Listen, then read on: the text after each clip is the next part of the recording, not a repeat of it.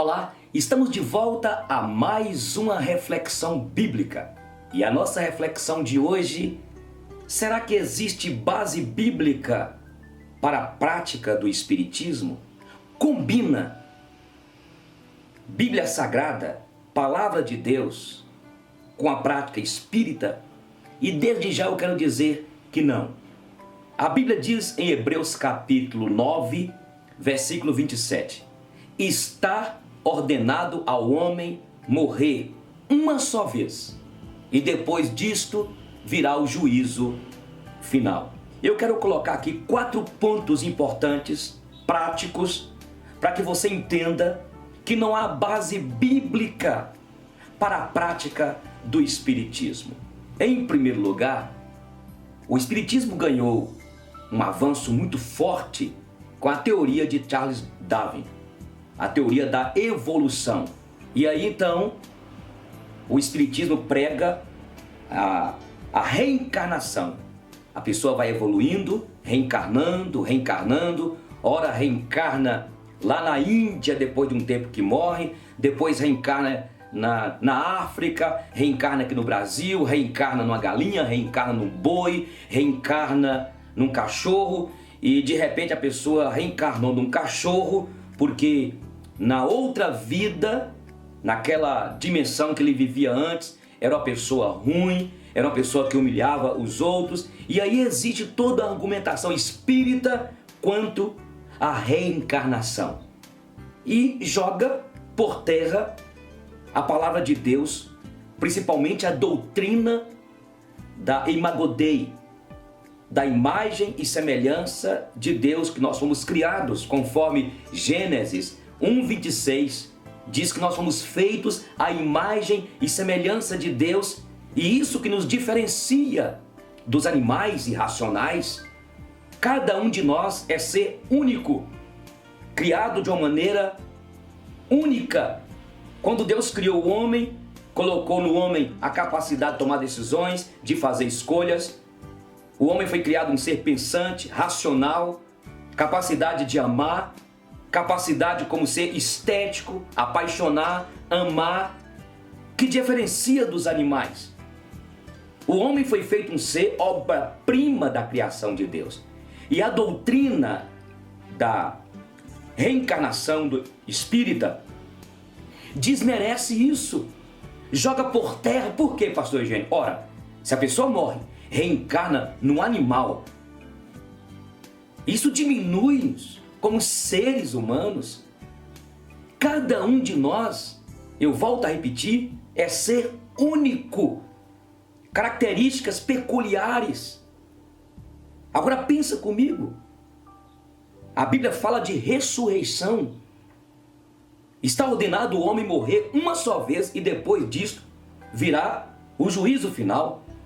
E precede o juízo final a ressurreição. Então a pessoa teve 10 reencarnações. Reencarnou num chimpanzé, reencarnou num boi, reencarnou como um indiano, reencarnou como lá o pessoal lá do gelo. O dia da ressurreição, em qual corpo o espírito daquele Márcio, daquela Paula, vai entrar em quem? Em qual corpo? No corpo do boi? No corpo do chimpanzé? No corpo do indiano? No corpo daquele brasileiro? O espírito da pessoa está interligado com o corpo. O que nos identifica como ser não é separar espírito de corpo. No dia da ressurreição, o espírito de alguém que já está com Deus vai entrar e vai haver então a encarnação, vai devolver então, a Bíblia diz que os mares, a terra vão dar conta dos corpos que nela estão, e o espírito daquela pessoa, João que morreu, vai entrar novamente no seu corpo e todos irão comparecer diante do tribunal de Deus. Então, joga por terra a doutrina espírita da reencarnação. A pessoa vai reencarnando, e tem as dimensões. A pessoa que antes, quem sabe, era uma Cleópatra, era uma rainha, era uma princesa que humilhava, quem sabe ela vai vir em outra dimensão como escravo, como alguém que vai ter uma enfermidade, porque isso ela vai o quê? Ela vai reencarnando, se purificando, se purificando. Não existe reencarnação, existe ressurreição. Cada um de nós é um ser único, criado de uma maneira muito especial. E isso é um engodo, é um desmerecimento à criação deste ser tão sábio que é o nosso Deus. Em segundo lugar, o Espiritismo prega a salvação pelas boas obras. E a Bíblia fala em Efésios capítulo 2, versículos de 8 em diante, fala o seguinte: vós sois salvos pela graça, não de obras, para que ninguém se glorie. Vós sois salvos pela graça mediante a fé em Cristo Jesus. Não vem de obras, para que ninguém bata no peito se gloriando. Eu dei esmolas, eu fiz o bem, eu pratiquei o bem ao próximo. Não! É de graça. É pela graça que nós somos salvos. Devemos praticar as boas obras? Claro que devemos. Como expressão de gratidão, de consciência, que nós estamos aqui com um propósito, que é de glorificar a Deus e servir ao próximo. Nós estamos aqui não para sermos servidos, nós estamos aqui para servirmos uns aos outros. E isso está na Bíblia. A Bíblia diz em Efésios capítulo 2, versículo 10, que nós somos feituras de Deus, criados em Cristo Jesus para as boas obras que Deus preparou desde antemão para que andássemos nelas, para que praticássemos as boas obras. O próprio Jesus diz em João 15,16: não fostes vós que escolhestes a mim, eu que vos escolhi, para que vades e deis fruto, e o vosso fruto o quê? Permaneça. Nós não estamos aqui e não fomos salvos pela graça para ficarmos acomodados. Devemos sim praticar as boas obras, mas nós não somos salvos pelas boas obras. Ninguém foi salvo por obedecer os mandamentos da lei. Nunca alguém foi salvo pelos mandamentos da lei. Mas todos que foram salvos no passado, foram salvos já crendo que um dia viria o Salvador. E ele veio e morreu na cruz por nós. Em terceiro lugar, o Espiritismo prega também a purificação. Você vai se purificando. Eles dizem que Jesus foi o espírito evoluído que conseguiu chegar à sua evolução total. No budismo eles pregam a evolução para que a pessoa atinja o nirvana. E as seitas pregam também, muitas seitas, essa doutrina espírita, que você vai se purificando, se purificando. Platão antes já falava do purgatório. E veja que foi derramado um sangue na cruz do Calvário. Jesus Cristo, ele fez por nós na cruz a expiação pelos nossos pecados. A Bíblia diz em 1 João capítulo 1, versículo 9, que se confessarmos nossos pecados, ele é fiel e justo para perdoar nossos pecados e nos purificar de toda injustiça. E o sangue de Jesus nos purifica de todo pecado. Jesus, ele já fez por nós o sacrifício. Ele é a propiciação pelos nossos pecados. Então, em terceiro lugar, a doutrina espírita cai por terra quando eles acham que com a evolução eles vão se purificando. Ora, é desmerecer o sacrifício de Jesus Cristo na cruz do Calvário. É desmerecer a obra expiatória de Cristo na cruz, que derramou na presença do Pai, lá no Santo dos Santos, naquele propiciatório eterno, o sangue do justo Cordeiro, Jesus, o nosso Cordeiro Pascal. Entende? Então não há como combinar Bíblia com a prática espírita e quando o espírita prega as boas obras. Você pode fazer as boas obras. E, inclusive Tiago falou o seguinte: você tem fé? Então mostra-me as tuas obras, porque a fé sem obras é morta. Martinho Lutero, que pregou a justificação pela fé, baseado em Romanos, ele ficou intrigado com o livro de Tiago. Depois ele compreendeu. Quando Tiago diz, você tem fé? Mas cadê as obras? Você não ajuda ninguém. Você não faz o bem ao próximo. E nós estamos aqui como se fosse os bons samaritanos de Deus para ajudar o necessitado, o pobre, a pessoa que está precisando de socorro, de ajuda, de compaixão. Precisamos de ser misericordiosos. Mas em quarto lugar, no Espiritismo, a doutrina espírita fala da conversação com os mortos. Eles trabalham a ideia dos mortos que estão aí, ou os espíritos que estão aí, né? Estão vagando, os espíritos desencarnados. E eles dizem, na sessão espírita lá, o médium recebe lá o espírito e começa a psicografar, seja uma pintura de um grande desenhista, de um grande artista do passado, e aí as pessoas vão ali e diz que desceu ali o espírito da mãe, do pai, do avô, de um ente querido. Tudo isso é engodo do Satanás. Ele engana. A Bíblia diz em 2 Coríntios 4:4 que o Satanás, que o diabo, o Deus deste século, cegou o entendimento dos homens para que não lhes resplandeça a luz do Evangelho. A Bíblia é muito clara que quem morre não fica aí desencarnado. A Bíblia diz em Eclesiastes 12:7 que o homem, ao morrer, o pó volta à terra como era e o espírito volta a Deus que o deu. Quem morre hoje, que teve uma experiência com Jesus, já está na presença do Senhor.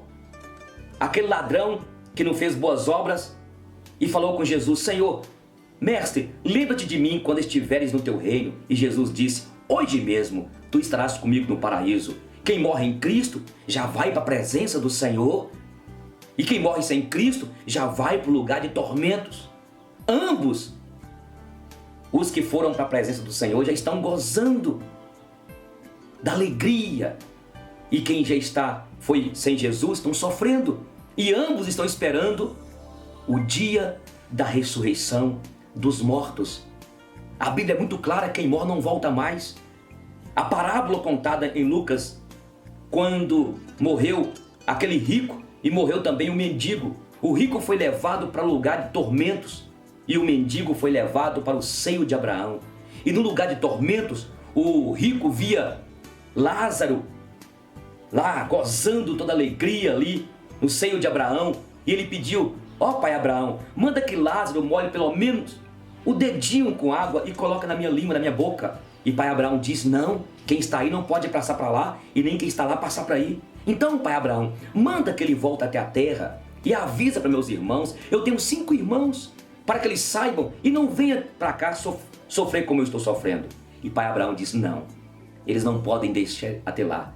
Lá eles têm os profetas, tem Moisés. Então, quem morre não volta mais. É o que Eclesiastes diz, capítulo 11, que já cessou a sua obra aqui.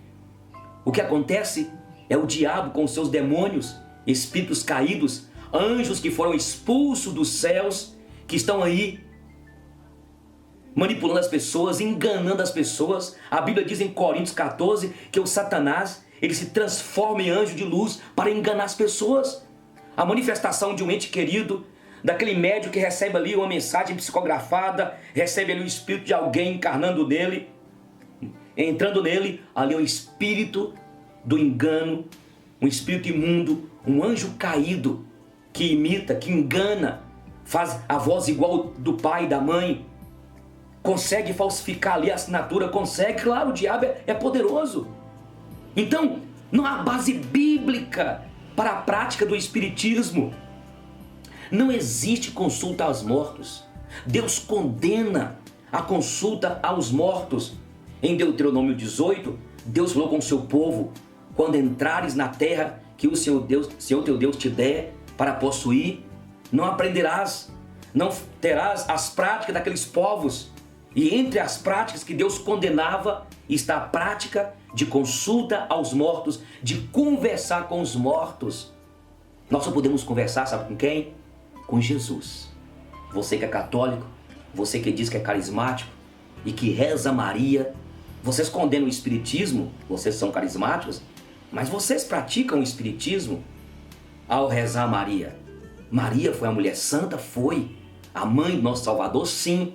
Mas ela já está com o Senhor. E outra coisa, não existe. A Maria não foi arrebatada como aconteceu com Elias, com Enoque. Não, ela morreu. Não existe base bíblica quanto a isso. E quando você que é católico pede ajuda a Maria, pede ajuda a um santo, você está praticando dentro da sua igreja, dentro da sua casa, dentro daquele ambiente onde vocês rezam, a prática do espiritismo. E Deus condena o espiritismo. Eu tenho visto e ouvido alguns católicos carismáticos condenando veementemente a prática do espiritismo, mas eles acabam praticando o espiritismo quando vocês falam, rezam a Maria, quando vocês rezam.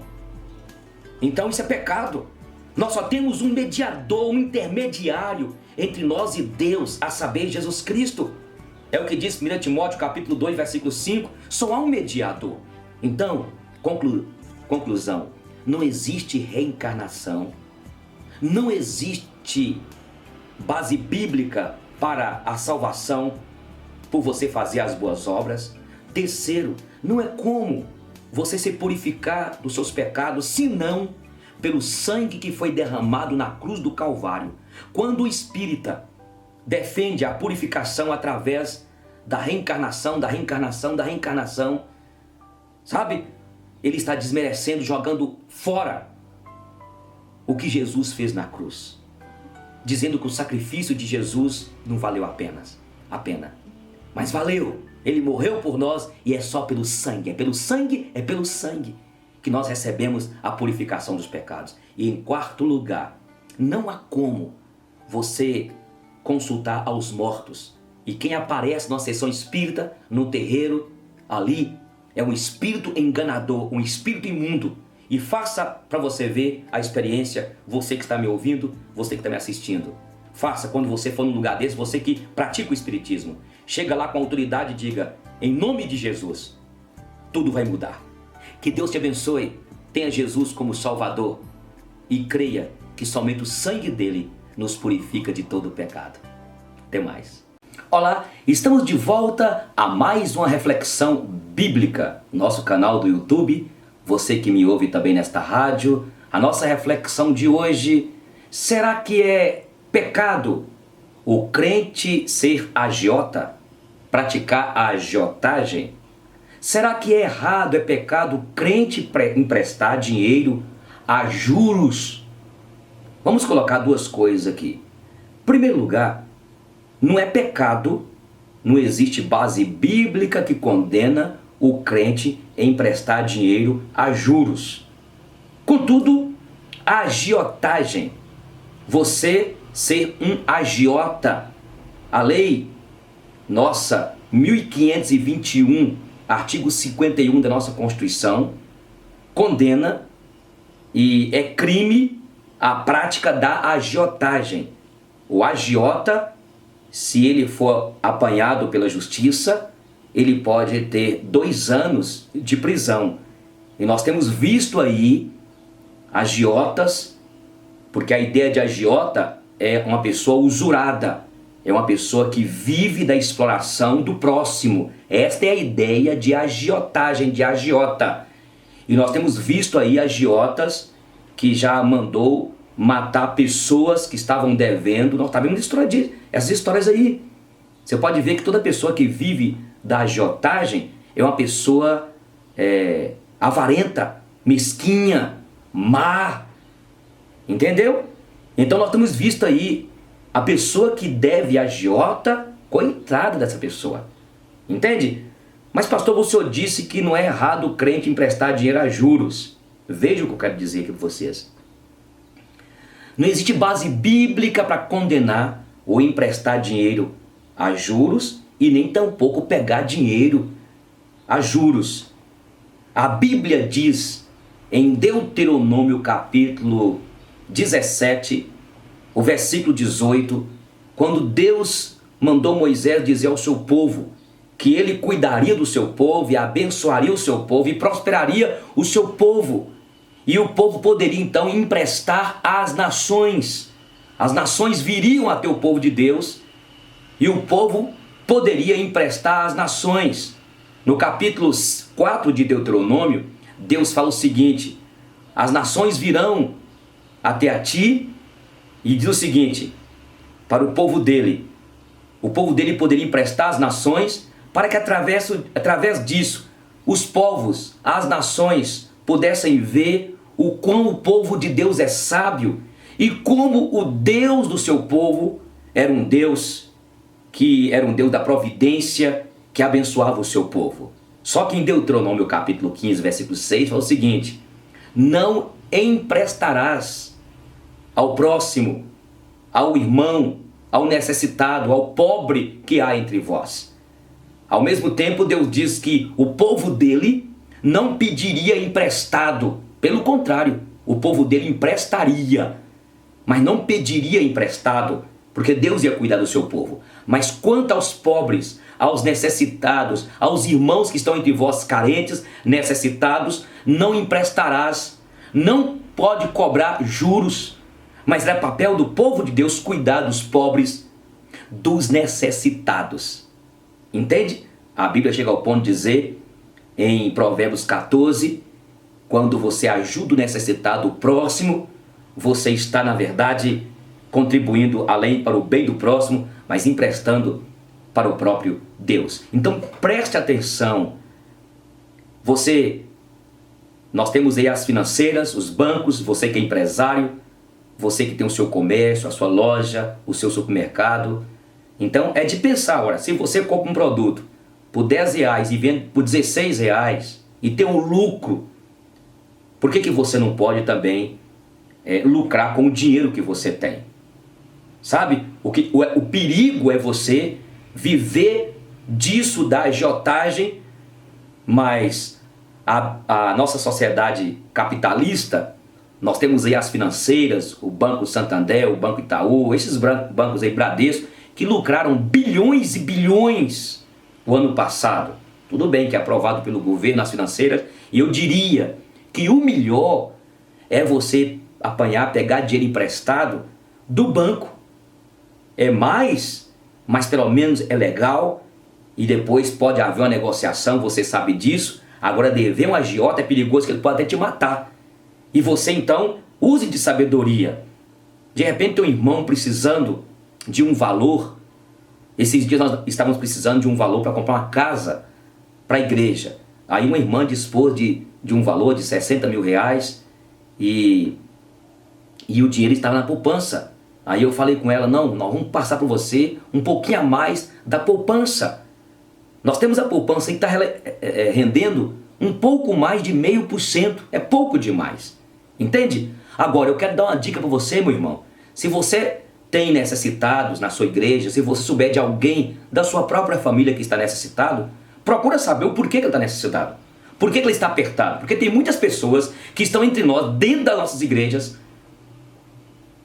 que são pessoas desorganizadas, não tem equilíbrio, não tem uma organização das suas finanças. E se você emprestar o dinheiro para essa pessoa, primeiro que ele não pode te pagar. Segundo, você pode perder um amigo, um irmão, que vai ficar dia e noite dizendo que você é avarento, que você não presta, que você não tem amor. Eu prefiro, quando a pessoa me pede um dinheiro emprestado, eu tiver condições, eu prefiro, você pedir 1.000 emprestado, eu prefiro dar 50 de oferta, sendo generoso, do que depois ter um problema na igreja, um problema com o irmão. Tem hora que a pessoa de fora é mais fácil. Você está entendendo o que eu estou falando? É preferível você ser generoso e abençoar, ajudar o irmão. E tem pessoas que estão me ouvindo, me assistindo agora nesse canal, que Deus tem te abençoado, tem colocado em tuas mãos muito. E o propósito de Deus colocar nas tuas mãos, além de você usufruir disso para sua família, para você, como o empreendedor que tem aí energia desprendida, é uma pessoa próspera, uma pessoa com sabedoria nesta área.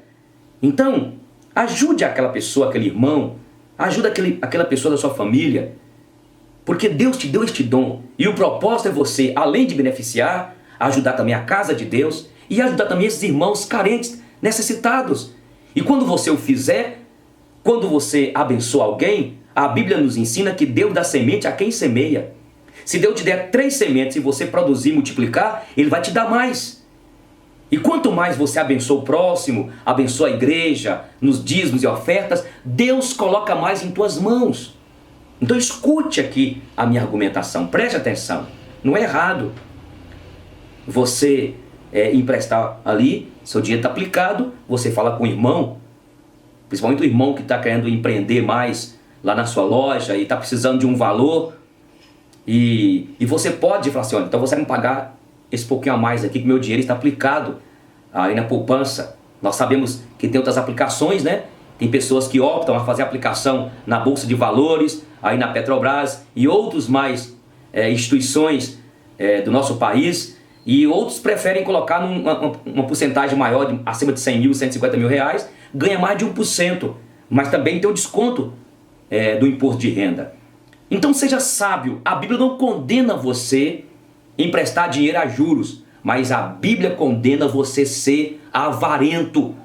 A Bíblia fala em 1 Timóteo capítulo 6, versículo 10, fala do amor ao dinheiro, que o amor ao dinheiro é a raiz de todos os males. E muitos, nessa cobiça, no desejo de ganhar, de prosperar, acabaram caindo em ciladas, em muitos males e se perdendo como ser humano, como gente. A Bíblia fala em 2 Timóteo capítulo 3 sobre a avareza, pessoas que têm coração avarento. Cuidado, o Senhor Jesus diz em Mateus capítulo 6 que não podemos servir a dois senhores, ou haveremos de amar um e aborrecer o outro. Não podeis servir a Deus e Mamon, as riquezas. Jesus fala que existe uma divindade, um espírito, né, que leva você a ficar escravizado. Não é errado você prosperar, não é errado você ganhar, lucrar. O errado é você ter o coração totalmente avarento, um coração totalmente entregue ao apego a Mamon, aos bens materiais. A Bíblia diz no Salmo: se as vossas riquezas prosperam, não coloqueis nela o vosso coração.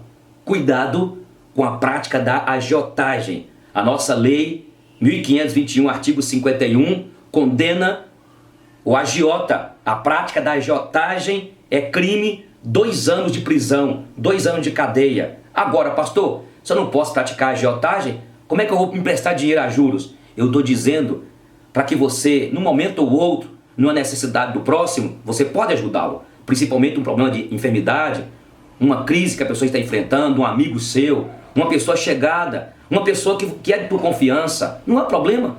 E ele vai ser cônscio que ele precisa de pagar por você aquele pouquinho a mais, porque você está usando o seu dinheiro, desaplicando o seu dinheiro. Infelizmente, queridos, nós vivemos numa sociedade capitalista. Nós vivemos uma sociedade aí que é assim. Mas tem como você ser sóbrio, tem como você ser sábio e não ser uma pessoa escravizada pelo lucro, uma pessoa avarenta, uma pessoa que usurpa o outro. Quando você cobra um juro exorbitante, você está praticando roubo, você está roubando daquela pessoa ao você cobrar um juro alto. Que Deus te abençoe, em nome de Jesus. Olá, seja bem-vindo ao nosso canal do YouTube, a mais uma reflexão bíblica. E a nossa reflexão de hoje: a crente, a mulher de Deus, deve orar usando véu? É obrigatório a mulher crente usar o véu? Esta pergunta que muitos têm feito e muitas mulheres. Esse costume está registrado aqui em Coríntios capítulo 11, quando o apóstolo Paulo ordena às irmãs para que usem o véu como sinal de autoridade e mandou que aquelas irmãs obedecessem, dizendo que este era o costume. Naquela época, o véu simbolizava a autoridade. A mulher que ficava debaixo da autoridade do marido, ou do pai, ou do irmão mais velho, e como símbolo de que ela estava debaixo de uma autoridade, elas deveriam usar o véu. E aí Paulo escreve porque algumas irmãs converteram, e aí, estando debaixo da autoridade de Cristo, como cristãs, como crentes, não queriam usar véu. E isso estava causando escândalo à igreja. E por que as mulheres prostitutas não usavam o véu e eram conhecidas?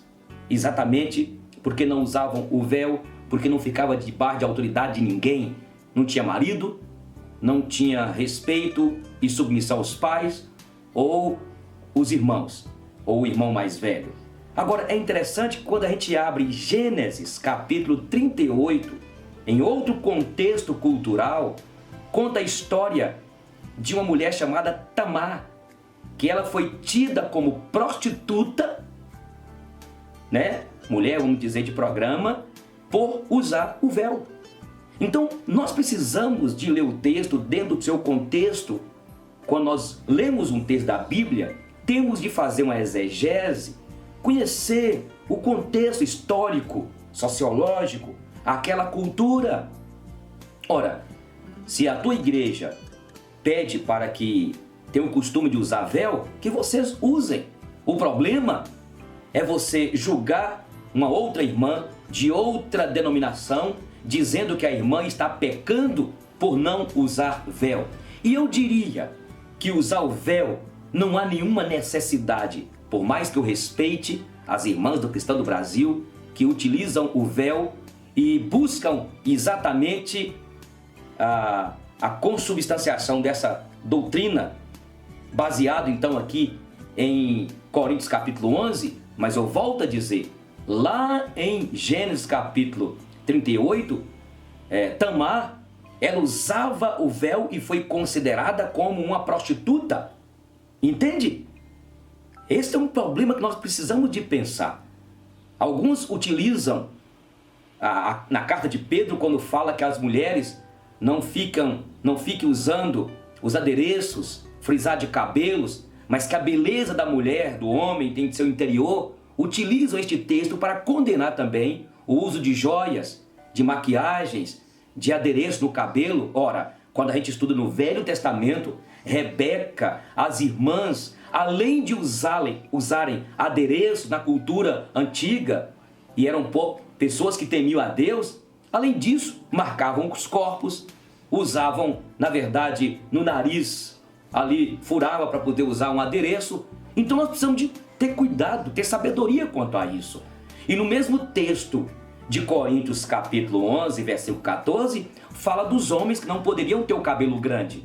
Porque naquele contexto, os homens que tinham cabelo grande eram considerados, vou dizer a verdade, como se fossem homossexuais. Está entendendo? Então Paulo escreve para que os homens não utilizassem também cabelos compridos. Ora, mas quando a gente vai no Velho Testamento, existia lá a lei do nazirato, não é? O nazireu, ele não podia tocar em coisa imunda, não podia beber vinho, bebida forte, e não podia cortar os cabelos. Ora, aquele contexto era um, e o contexto de Coríntios era outro. Então escute, o véu que simbolizava autoridade, e também não é este véu de hoje, você está disposta a usar uma cesta de todo tamanho na cabeça? Então é preciso termos sabedoria quanto à interpretação destes textos. Conclusão, não é errado orar sem usar véu. Não precisa usar véu. Dentro do contexto de Coríntios era um, e o apóstolo Paulo manda que as mulheres usem véu, permanecessem caladas, porque era um princípio dentro daquele contexto, e o apóstolo Paulo não queria que os crentes escandalizassem, estava no início da igreja. Entendeu? Que Deus te abençoe. Olá, estamos de volta a mais uma reflexão bíblica. E a nossa reflexão de hoje, será que é pecado crente fazer cirurgia plástica? Será que é errado, pecado, uma mulher de Deus, uma mulher de oração, recorrer à cirurgia plástica para poder corrigir algumas deficiências no seu corpo? Aí tem alguns irmãos que dizem, isso é pecado, significa que a pessoa não se aceita como ela é, significa que a pessoa não se aceita como Deus a fez. Mas veja, precisamos de ter bom senso, sabedoria para responder esta pergunta. Cada caso precisamos de estudar dentro de um contexto muito particular. Como fica, por exemplo, um crente que teve queimaduras e precisa de recorrer a uma cirurgia plástica. Entende?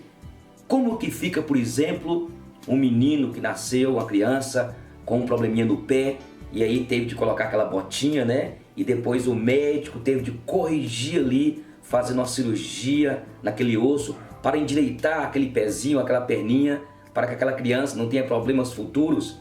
Como que fica uma criança que nasce com um problema, por exemplo, uma orelha maior, que pode ser alvo de bullying lá na escola? Uma irmã, por exemplo, que estava tendo um problema porque os seus seios eram avantajados e isso estava trazendo para ela um problema sério de coluna. E aí, quando veio a sua primeira filha, depois dos 2 primeiros filhos, e ali para poder amamentar, ela sofreu demais. E depois de uma conversa com o seu marido, com a família, ela fez uma cirurgia plástica e hoje é feliz, tem paz. Você fala, mas a pessoa não se aceita, mas só aquela pessoa e Deus sabe do seu trauma, do seu complexo. Isso é uma questão muito particular, muito pessoal. A mulher de repente querer colocar silicone nos seios, querer fazer uma plástica tirando algumas gordurinhas, fazer algumas mudanças, alguns retoques. Tem mulheres que gostam de fazer a plástica, querem fazer para poder ficar mais bonita, mais charmosa para o seu marido. Tem aquelas mulheres que resolvem recorrer à cirurgia plástica porque o seu trabalho, o seu serviço exige uma aparência e aí elas recorrem a isso. O que nós precisamos de avaliar é a questão da vaidade. Se você me perguntar, a vaidade é pecado? É pecado. E tem pessoas aí sendo dominadas pela vaidade exacerbada, que acabam sendo escravas da sua própria vaidade, né? Nós vemos algumas mulheres que acabaram se tornando viciadas, tendo problema até na mental. E qualquer aumento de salário, qualquer dinheiro que recebe a mais, vai fazer uma cirurgia, vai fazer uma correção. Nós temos visto aí no YouTube, você pode ver a quantidade de atrizes que tiveram problemas sérios ao fazer cirurgia plástica nos lábios. Por exemplo, tem algumas atrizes que têm recorrido à cirurgia plástica para fazer aquele lábio, os lábios mais grossos, como Angelina Jolie. Vemos aí o caso de Anitta, que parece que fez uma correção nos seus lábios. E nós vimos problemas sérios. Além disso, as clínicas clandestinas que têm se multiplicado. Nós vimos essa atriz aí, Aurati, não é? Que fez aquelas plásticas ou fez aquelas aplicações de silicone nas pernas e teve problemas sérios, quase morreu, ficou em coma profundo, quase morreu. Através disso, ela converteu a Jesus Cristo. Então, o que precisa ter cuidado é quanto à vaidade exacerbada, o culto ao corpo. Nós temos visto que as academias têm multiplicado, não é? E não somente as mulheres, mas os homens que estão aí entrando nas academias e para ganhar mais, aqui ó, a caixa aqui, mais um peito mais cheios, eles acabam usando anabolizantes. Então você que me ouve, meu irmão, tem que ter cuidado quanto a isso, porque você pode ter um problema no seu fígado. Nós temos pessoas sofrendo aí com esteatose, gordura no fígado, e que pode depois dar uma cirrose. Nós temos visto aí homens que têm também caído nesse narcisismo e vão fazer as academias e ficam musculosos e acabam intoxicando os seus corpos, correndo um problema sério no futuro. Como que fica?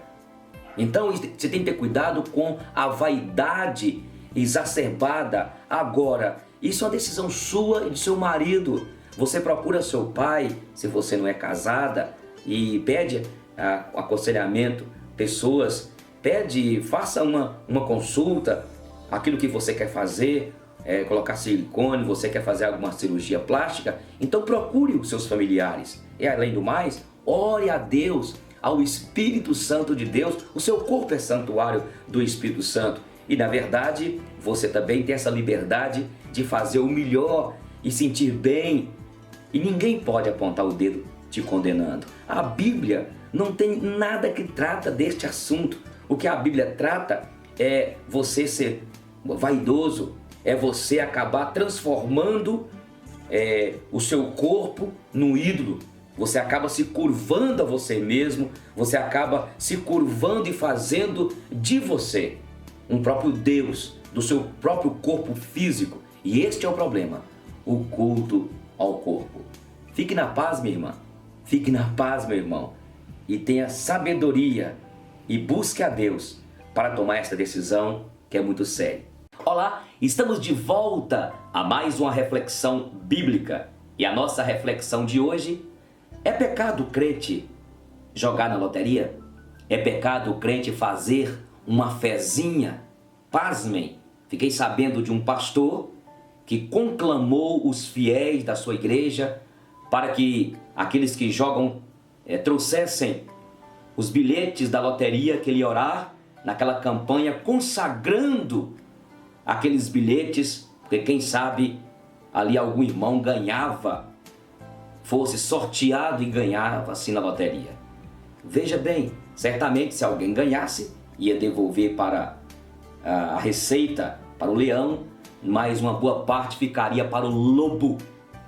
Aquele lobo, assim como nós temos visto estes falsos pastores, os comercializadores da fé evangélica. São eles que estão aí, que estão interessados, na verdade, de arrancar das ovelhas de Deus a carne, a lã, as vísceras, o sangue. Então, não existe uma base bíblica condenando os jogos de azar, jogo de loteria, mas também não existe um texto aprovando. Muitas dessas perguntas que nos fazem, a gente vai por inferência. A Bíblia fala que nós, como povo de Deus, devemos confiar no Senhor.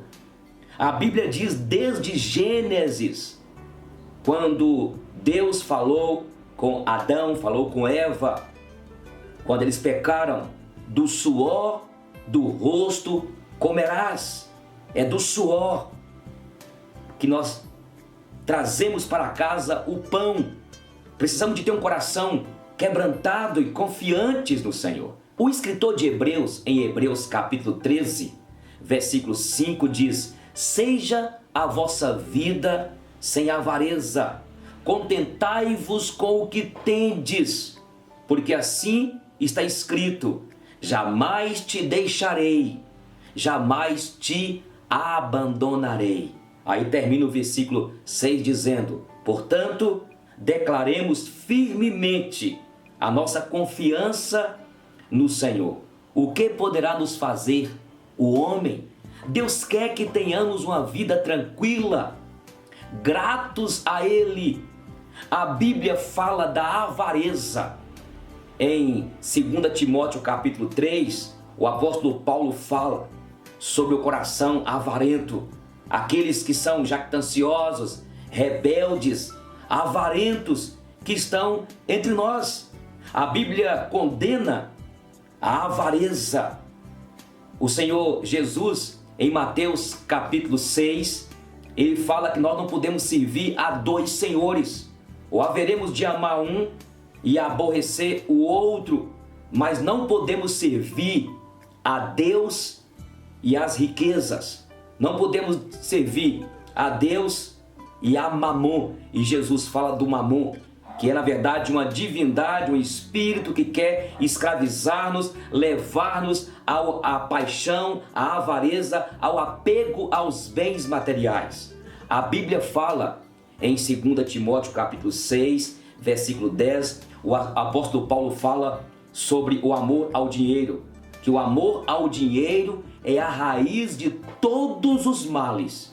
E muitos, na ganância, na paixão, no desejo, no afã de ficarem ricos, caíram em ciladas, maldições e perdição. Quantos que estão perdidos aí? Inclusive, uma pesquisa feita, está no SBT, sobre as pessoas que ganharam na loteria esportiva, e mostrou que praticamente fecha a porcentagem dos que ganharam. Todos se perderam, porque não estavam preparados emocionalmente, psicologicamente, nem espiritualmente para tanta riqueza, tanto dinheiro. Se perderam como gente. Alguns abandonaram a esposa, as suas esposas, os filhos, as suas famílias, e se tornaram pessoas derrotadas e nunca mais foram as mesmas.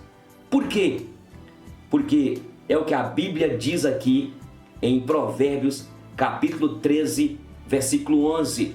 Os bens que aumentam facilmente diminuem, se perdem, mas os bens que são adquiridos com o suor, com o esforço, estes trazem alegria e aumentam. A Bíblia diz ainda, em Eclesiastes capítulo 5, versículo 10 e 11, quem ama o dinheiro, jamais dele se farta. Quem ama os bens, as riquezas, jamais delas se fartam. E aqueles que multiplicam os seus bens, multiplica também aqueles que vão comer, que vão desfrutar desses bens. Aí termina Eclesiastes capítulo 5, versículo 11, dizendo, que bem há nisso. Cabe a quem tem tudo isso apenas olhar. E aí eu vou dizer, sofrer as consequências.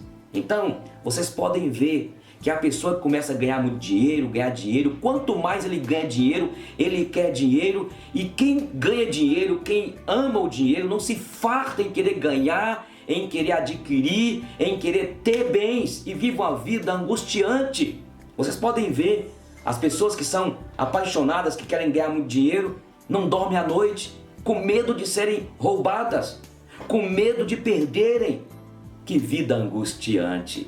Por isso, jogar na loteria, ganhar o pão, trazer o pão para casa, devemos trazer trabalhando honestamente, com o suor do rosto.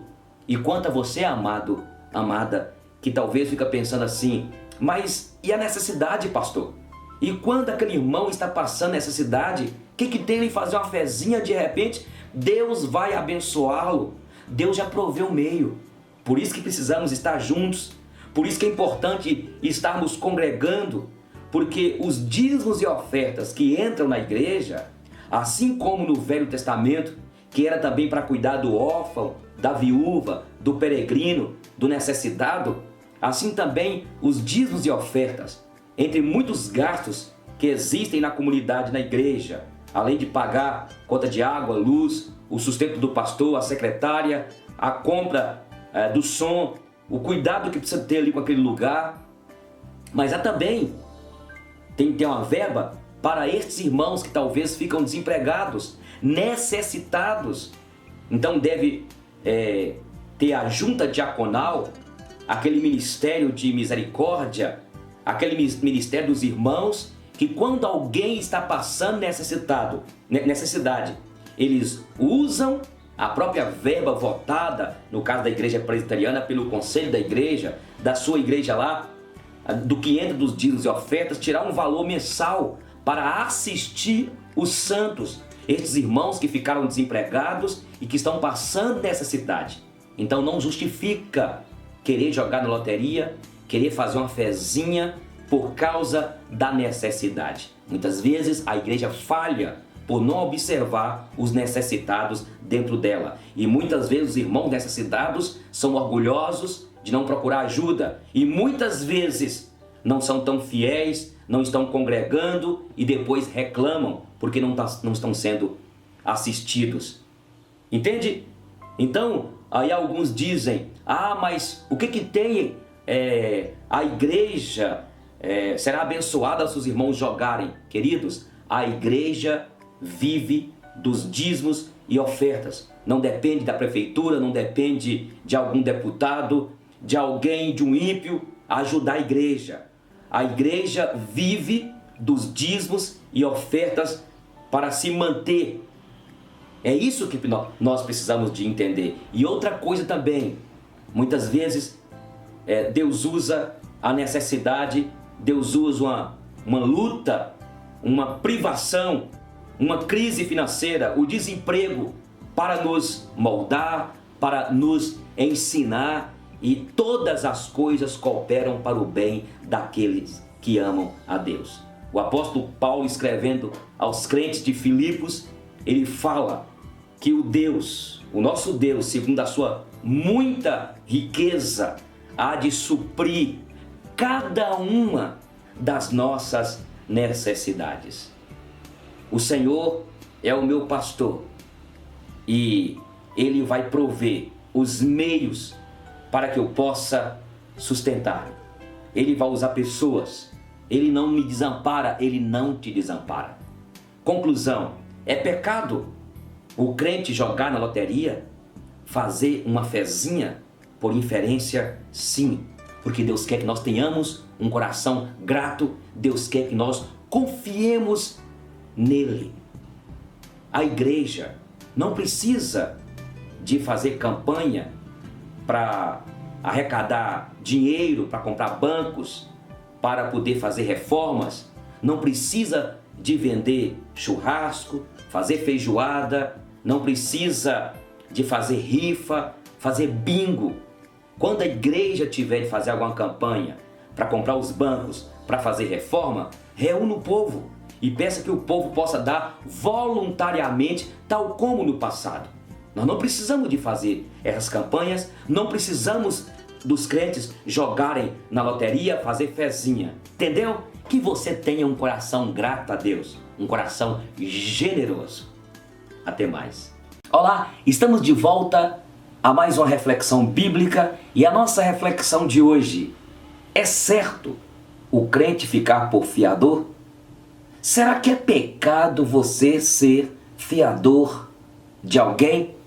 A Bíblia diz em Provérbios capítulo 17, versículo 18: quem se torna fiador de outro não é sábio, tem falta de entendimento ser fiador na presença do teu companheiro.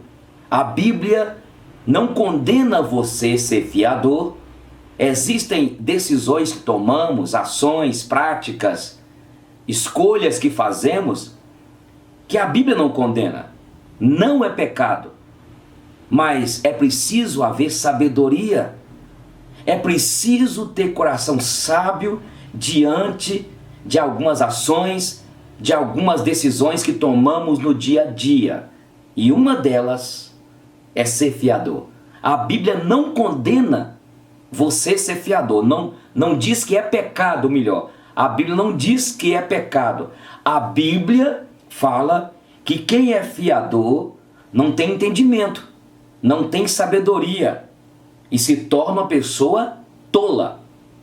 Entende? Olha o que a Bíblia diz em Provérbios capítulo 6, versículo 1 em diante. Filho meu, se ficastes por fiador do teu companheiro, se deste a tua mão ao estranho e te deixastes enredar pelas próprias palavras e te prendestes nas palavras da tua boca, faz pois isto agora, filho meu, e livra-te, já que caístes nas mãos do teu companheiro.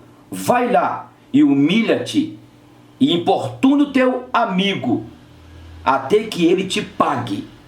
Não dê sonos aos teus olhos, nem deixastes e nem deixes adormecer as tuas pálpebras. Livra-te como a gazela da mão do caçador e como uma ave da mão do passarinheiro. Então, se tornaste fiador e empenhaste a tua honra, a tua palavra, o que Provérbios fala, a dica, a orientação é: não dê sono quem te deve. Importune aquela pessoa, para que ele não venha sujar o teu nome, te colocar em apuros e você venha perder aquilo que você conseguiu com suor, com trabalho, e que você não venha comprometer a sua família, os teus filhos. Então, não é pecado ser fiador, mas ser fiador é um perigo. Eu conheço um homem que ele quebrou 3 vezes sendo fiador de uma mesma pessoa. Aí é uma pessoa insensata. Você errar uma vez com a mesma pessoa neste aspecto é uma coisa. Agora 3 vezes e até hoje ele não conseguiu se erguer sendo fiador do próximo. Olha, sabemos que é difícil hoje. Vivemos numa sociedade capitalista. Você vai alugar um apartamento, você vai ser um fiador. Esses dias uma pessoa que eu gosto muito da minha própria família pediu para que eu fosse fiador. Mas para você ser um fiador é complicado, eu não gosto de expor meu nome. Você tem de ali pegar sua documentação, você tem que pegar se você tem uma casa, tem um lote, tem um bem, você tem que colocar ali como penhora. E eu vou ser sincero, eu decidi há muito tempo, eu e minha esposa, não sermos fiadores de ninguém. De ninguém. Quando alguém me procura, pastor, o senhor pode ser meu fiador para alugar aquela casa, para alugar aquele apartamento? Olha, procure, tem várias casas para alugar, alugue um barracão. Então, é preciso ter sabedoria. Os dias são tão difíceis. Você trabalha honestamente, você luta para depois penhorar o teu nome, a tua honra. E muitas vezes é dentro da igreja. Eu já falo com a comunidade que eu pastoreio, eu não empresto cheque, eu não sou fiador. Agora, as pessoas vão ficar com raiva de mim, vão ficar com raiva de você, que fique com raiva. Só Deus sabe da tua luta, da minha luta para conseguir o que a gente tem. E que não tem muito, é pouco. Então, se você quiser viver em paz, meu irmão, viu, irmã? Se você quiser ter paz, toma uma decisão. Quantas pessoas com o nome no Serasa, no SPC, pessoas enroladas, por quê? Porque penhoraram a honra, não é? Acabaram sendo fiadoras das pessoas que não foram fiéis. Se você vai ser fiador de alguém, é um grande amigo seu, é uma pessoa de confiança mesmo. Muitas vezes as pessoas da nossa família é pior do que uma pessoa lá fora, porque eles acham que você é obrigado a ser fiador, a ser fiadora. Meu irmão, a tua palavra deve ser sim, sim, não, não. O que passar disso é do maligno e acabou. E não fica inventando histórias, mentindo, não, eu não avalizo você, eu não posso penhorar meu nome, eu não vou ser seu fiador por isso, e por isso, e por isso, e acabou, bênção. O que nós precisamos hoje, nesse aspecto, é dizer a verdade. Você tem um nome a zelar. A Bíblia diz em Provérbios capítulo 22, versículo 1, mais vale o bom nome do que muitas riquezas, o ser estimado do que a prata e o ouro. A decisão é sua. A Bíblia não diz que é pecado você ser fiador. Agora, se tornaste fiador de alguém, certamente a tua angústia vai chegar. Noites indórmitas você poderá ter. Então tenha paz no teu coração e seja sábio. E eu repito, a Bíblia diz em Provérbios 17, 18, que o homem que não tem entendimento se torna o fiador na presença do seu companheiro. Tenha entendimento e seja sábio e livra a tua alma desta angústia. Até mais.